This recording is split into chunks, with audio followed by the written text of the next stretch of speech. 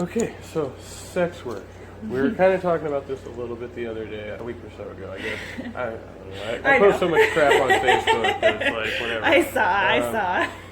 So I was being really vague, and unfortunately I think Anyway, it wasn't meant to be directed towards a person, but I feel like somebody took it personally. Not you, somebody else. No. Yeah. Because you don't know. Right. So that was unfortunate. But, okay, so you had kind of mentioned, okay, well, let's just talk about what do you think about it? Is it Okay. So I feel that sex work should be legalized and monitored, regulated, because even though, sex workers would have to pay taxes on what they're doing, at least there'd be regulations for health and safety reasons. I feel that more people that are turning to sex work would feel safer in doing so. Because it's the world's oldest profession. It's always going to be there too. There's always going to be people that get fed up and would want to pay for sex or enjoy paying for porn, things like that. It's always going to be there. So at least if we legalize and regulate it, the people that want to be involved in it can do so in a safe environment. They don't feel like, they're going to be prosecuted for it and their lives are going to be over because they're involved in it. right? Things like that. So you don't think? I guess. Do you think in the more modern era that with what we have now with like webcams and live streaming and stuff like that maybe there's more of, for me, I feel like there's a fear that there's going to be more like sexual derangement, especially in males who are on the other end of the screen kind of feeding these fantasies and then they end up going to actually commit sexual violence. Do you think there's any fear of that? Don't you think that's happening anyways? Sure, but because there's porn that because porn's legal. Right. As long as you're filming it, you can pay for that. But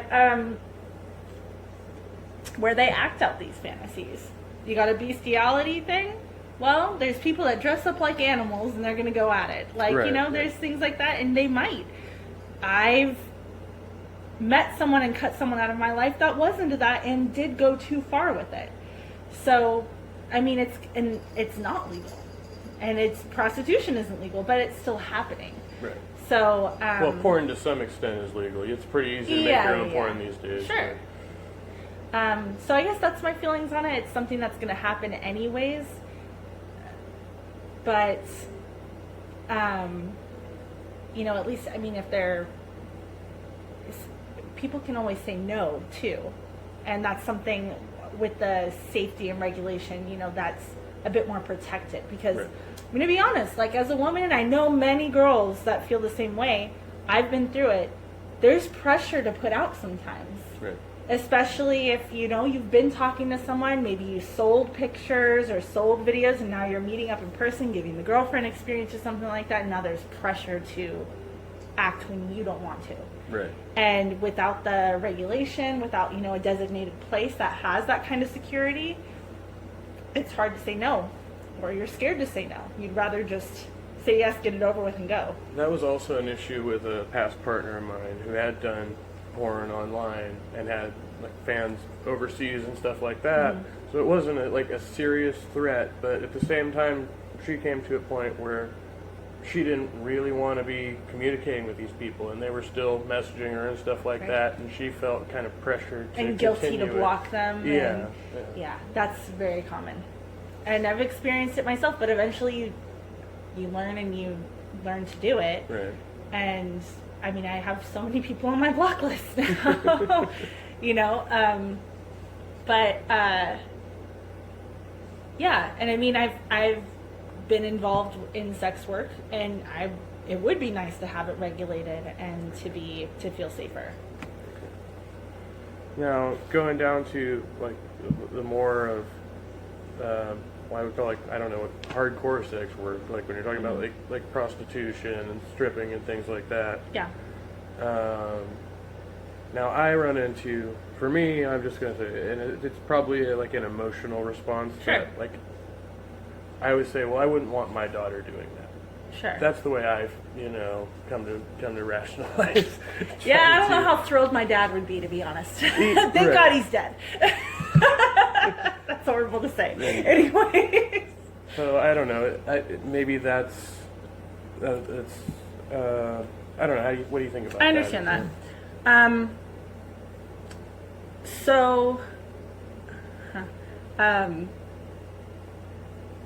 So just to be outright with it, I am sometimes a sugar baby. Okay. So, give sugar, get sugar, and which is basically a fun, nice way to put prostitution. So, not that I'm like, standing on a street corner or anything like that. I think that's also a common misconception, because it's basically finding someone online who has a proposition, and you decide whether or not you like it. You meet them. It's almost like dating, and then you go from there. But you have this. The money kind of puts this understanding of what exactly is happening here. And, don't get emotionally attached. Or there is no emotional attachment. There's kind of like almost an extra freedom to that. To where there is no pressure to, tell someone, hey, I'm sorry, I'm not that into you. Like, you don't have to. No. And if she, like, thinking of my own child, if she were to go that route, I hope she has an experience like mine. Because, it's not, I don't know, just when I hear prostitution, it just sounds so like crackhead and dirty to me. Right. But this person is like, let's throw on a horror movie, let's eat some pizza, let's bone, and I'm going to Venmo you and I'll see you later. And it's easy as that. And there's like, chatting during the week, like, hey, how's your week been? And stuff like that. So it's almost like it's less dirty than how people perceive it. Really, it's almost like hey, I know you need a little help with bills, and I really like you, and we have a good time together, so here you go. Like, it almost feels more like that instead of just, yeah, we had sex, here's the money for the sex, like, thanks for the sex. So there's different forms of sex work, and I know people that like do OnlyFans, and they've told me like, oh my god, I made like $200 in a week just from boudoir photos. Like, I didn't even show any of my bits, and I still got paid that much. Like, you would do so well on there, and I'm like, yeah, but I'm lazy. I don't want to get a million different outfits, take a bunch of pictures, and sell almost sell a personality online. Kind of. That's how I feel about it. I don't know. People who have an OnlyFans might feel differently, and I guess the one person I'm thinking of that did tell me like, oh, I made this much. It was for her. She has epilepsy, right, and bad, and cannot hold a job. I mean, she did go through schooling, and she has a trade, but she can't hold clients with that trade because she can drop into a seizure at any moment. And I've seen it happen. It's bad. And she can't drive, so she can't make a living for herself. She's she's approaching 30, and she's still living with her parents because she has no other choice. And she had an OnlyFans, and she was making money, and she was paying her bills with it, and she felt finally some independence, that she wasn't relying on anyone, that she was making her own money herself. It was empowering her. She felt great. Her family did find out about it though, and this family is very religious, and told her if she did not delete it and stop, then they were going to throw her on the street. And she had a boyfriend, but things were rocky in his situation. She couldn't move in with him, so she deleted it, and now she's 100% dependent on her parents again, and she hates it. I could see how that's a problem. Yeah. So, I don't know. It's a situational thing. Her boyfriend in question was actually supportive of it, supportive of her doing her thing. They had an open line of communication. She told him everything that she did, who she was communicating with, what kind of photos she was sending. There was consent throughout their whole relationship for that. And he understood where she was coming from, and was supportive of her and still showed love and affection for her, because again, she's not just a person posting nudes. She's got hobbies and feelings and a past and family, and he's so much more invested in that he understood where she was coming from and could support her through that. And I don't know, I guess that's my feelings on, you know, on sex work and the relationships you have with the people that are in it. All right. I think that's a good spot to leave that. Okay. All right. So finally, I was. So I don't know where I was going to go with this, but I put a belief here. But I really want to ask you about spirituality. Are you spiritual? So I identify more as Wiccan, pagan, around there. I like the idea of just everybody having an energy and, you know, throwing your energy out there and getting energy back, because it's, I don't know, I feel like even in a conversation you kind of feel that. Right. And I almost put out as much energy as I'm getting back. Or if that person, like, maybe isn't giving out a lot of energy, but I feel comfortable enough throwing more out, you know, and you just kind of feel it. And it's the same with, like, when you're dating and relationships, you feel an energy. And, you know, in my religion and my spirituality, the only real rule is, like, as long as you're not hurting yourself or others, do what's going to make you happy. Do as you want. And I try to keep that in mind as I do anything, whether it be, you know, sex work, dealing with my child, going to work, relationships with my friends, relationships with people I'm meeting, or, you know, the regular partners that I have. I try to keep that all in mind. Right. You know, and the nice thing with like Wicca and paganism, it's all like, you don't necessarily have to do things in a traditional way. You can kind of make things up as you go along, or like, as long as it's almost like anything can be a spell as long as you're thinking of intent.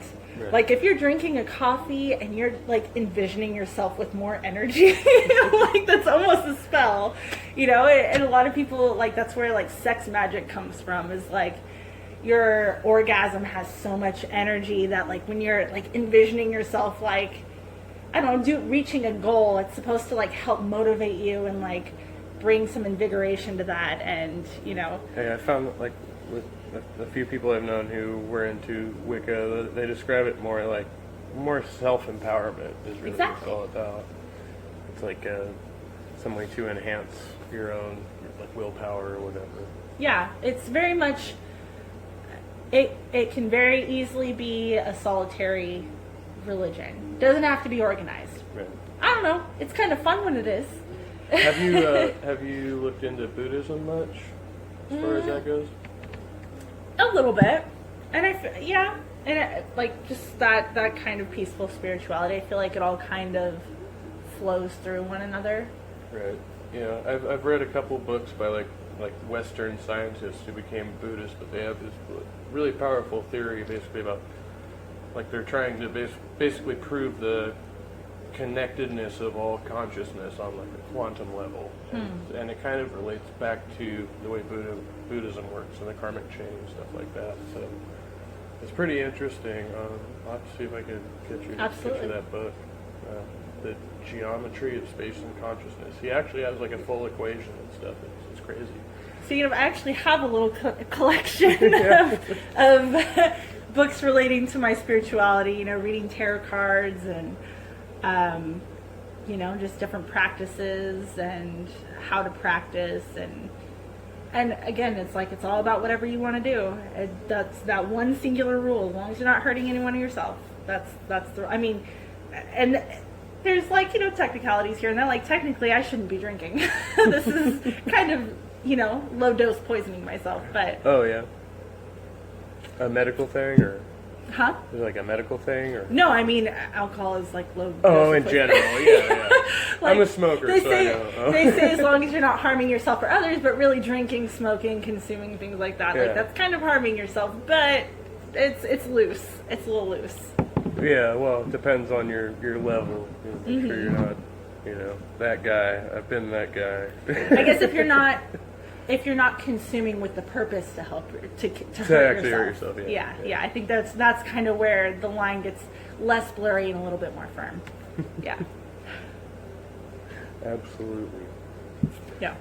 Well, I think that's a good note to leave this off on. Okay. You think so? Yeah.